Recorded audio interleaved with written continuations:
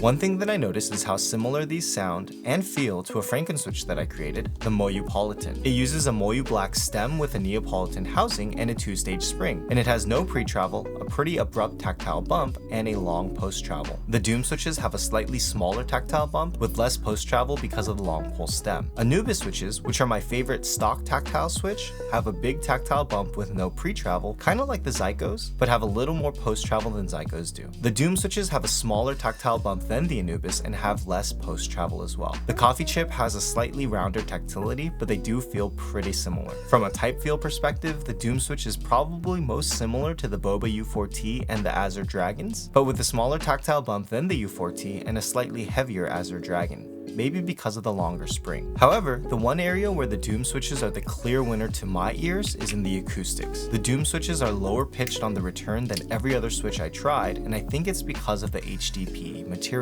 Especially compared to the Azure Dragons, which are another long pole tactile switch, the Doom sounded way better, and the overall sound signature was really desirable to me. I'd love to see a linear switch using the same top housing material, and if I had to describe the overall typing experience in one word, I'd say these switches feel very refined compared to all the other switches, even in their stock configuration, pre-lube and film. Here's a typing test after I modded the switches with Tribosis 3203 and Deskeys films.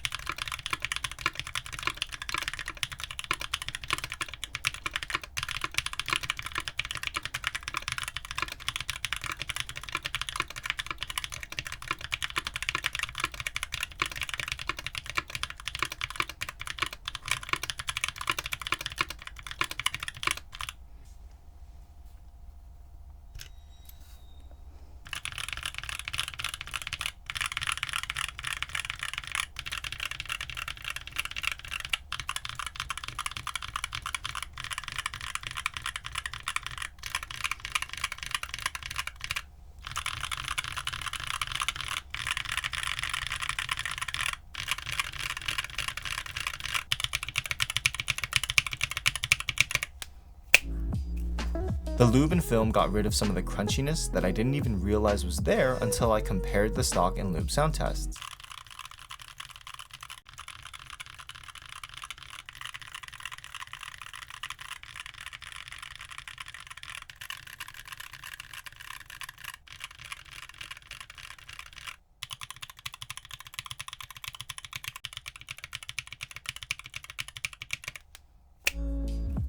But overall, I'd say these are definitely worth checking out if you're looking for a deep sounding, some might even say thocky, medium tactile switch. If you want to check them out, you can go to Keebfront.com where they are going to be in group buy soon.